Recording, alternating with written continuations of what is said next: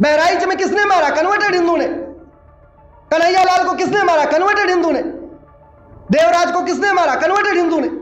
कमलेश तिवारी को किसने मारा? कन्वर्टेड हिंदू ने। उसमें सुप्रीम कोर्ट की बहुत बड़ी भूमिका। सुप्रीम कोर्ट ने फ्रीडम ऑफ रिलीजन को फ्रीडम ऑफ कन्वर्जन समझ लिया। मैं कह रहा हूं आज से धर्मांतरण कराने वाले और उनके मददगारों पे एनएसए लगना शुरू हो जाए, यूएपीए लगना शुरू हो जाए, वेजिंग वॉर लगना शुरू हो जाए, देशद्रोह लगना शुरू हो जाए, ऑर्गेनाइज क्राइम गैंगस्टर एक्ट लगना शुरू हो जाए, धर्मांतरण कराने वाले मिशनरी और जिहादी और उनके मददगारों की 100% प्रॉपर्टी जब्त करना शुरू कर दें और उनकी नागरिकता खत्म करना शुरू कर दें। नागरिकता, मैं गारंटी के साथ कहता हूं, ये जितने घूम रहे हैं चारों तरफ, या तो भारत छोड़ के भाग जाएंगे या आराम से अच्छे नागरिक बन के बैठ जाएंगे। भारत में यूनिफॉर्म सिविल कोड बाद में चाहिए, उसके पहले यूनिफॉर्म सिटीजनशिप कोड चाहिए। संविधान का आर्टिकल 11 कहता है एक नागरिकता कानून बनाओ, उस नागरिकता कानून में नागरिकता देने और नागरिकता लेने की टर्म्स कंडीशन सेट करो। और नेहरू जी ने 1955-54 में कानून बनाया, नाम है उसका सिटीजनशिप एक्ट। आज तक किसी की नागरिकता गई क्या? जोर से बोलिए जरा। किसी जासूस की नागरिकता गई हो, किसी गद्दार की नागरिकता गई हो, किसी नक्सली की नागरिकता गई हो, किसी माओवादी की नागरिकता गई हो, किसी बलात्कारी की नागरिकता गई हो, किसी आतंकवादी की नागरिकता गई हो, किसी देशद्रोही गई नहीं? क्यों नहीं गई? कानून घटिया है। अरे भैया, अगर आपकी बीमारी ठीक नहीं हो रही है तो या तो डॉक्टर गड़बड़ है या तो दवाई गड़बड़ है। और बीमारी डॉक्टर ठीक नहीं करता, बीमारी दवाई ठीक करती है। यह बहुत बड़ी गलतफहमी है कि डॉक्टर बीमारी ठीक करता है। शरीर के अंदर डॉक्टर थोड़ी जाता है, शरीर के अंदर गोली जाती है, इंजेक्शन जाता है, वैक्सीन जाती है, टैबलेट जाती है। हमने दवाई पे काम ही नहीं किया। हम डॉक्टर डॉक्टर डॉक्टर और डॉक्टर बदलते जा रहे हैं, डॉक्टर बदलते जा रहे हैं, दवाई तो बदल ही नहीं रही है। जब दवाई बदल नहीं रही है तो बीमारी बढ़ने घटने की बजाय बीमारी तो बढ़ेगी।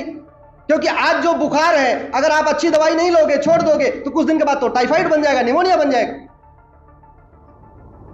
सबसे जरूरत है भारत में एक सिटीजनशिप कोड की, यूनिफॉर्म सिटीजनशिप कोड, जो भारत को न माने, भारत की संस्कृति को न माने, भारत की परंपरा को न माने, वंदे मातरम को न माने, वसुधैव कुटुंबकम को न माने, नारी तू नारायणी को न माने, यत नारस्तु पूज्यते न मंत्रे तत्र देवता को न माने, उसकी नागरिकता खत्म होनी चाहिए। यह कानून बनाना पड़ेगा। उसमें हमारी भी बहुत बड़ी कमी है। हमारे हजारों संगठन, हजारों एनजीओ, सब लोग काम कर रहे हैं और अच्छा काम कर रहे हैं, अच्छा काम कर रहे हैं, एफर्ट मार रहे हैं, लेकिन अलग अलग दिशा में। कुछ लोगों को लगता है मंदिर बनाएंगे हिंदू बच जाएगा।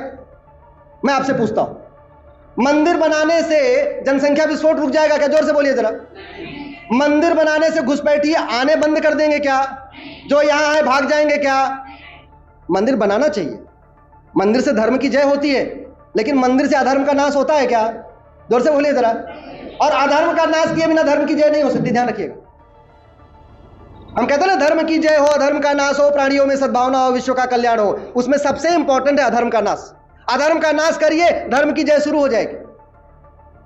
धर्म की जय करने से अधर्म का नाश नहीं होता, अधर्म का नाश करने से धर्म की जय होती। कुछ लोग कह रहे हैं कि हाँ हम गौशाला खोलेंगे, बहुत अच्छा है, गौशाला खोलनी चाहिए, हमारी संस्कृति है, हमारी परंपरा है। मुझे एक बताइए, गौशाला बनाने से घुसपैठ बंद होगी, धर्मांतरण बंद होगा, जनसंख्या विस्फोट बंद होगा क्या? मैं विरोधी नहीं हूं। मैं बहुत सारे लोग अलग अलग तरीके से, कुछ लोग रामलीला कर रहे हैं, कुछ ये कर रहे हैं, कुछ वो कर रहे हैं, कुछ वो कर रहे हैं, लेकिन जिसकी वजह से रेशियो डिस्टर्ब हो रहा है। कुछ लोग कह रहे हैं एक कटोगे तो बटोगे,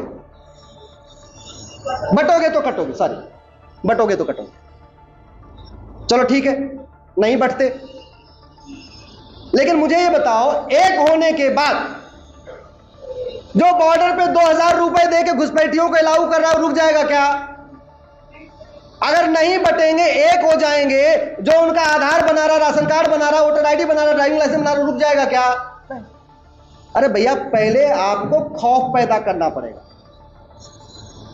एक बटेंगे तो कटेंगे, बात तो समझ में आएगी, लेकिन बांटने वाले स्कूल तो बंद करने पड़ेंगे। मुगलों के समय वो बांटने वाले स्कूल मुश्किल से 1000 थे। आज के डेट में उन बांटने वालों स्कूलों के नफरती स्कूलों की संख्या लाखों में पहुंच गई और उसको संविधान का प्रोटेक्शन दिया जा रहा है। मैं कई बार सोचता हूं कि हमारे माननीय जजों ने, पता नहीं उन्होंने भगवत गीता बाइबल कुरान पढ़ा है कि नहीं पढ़ा है?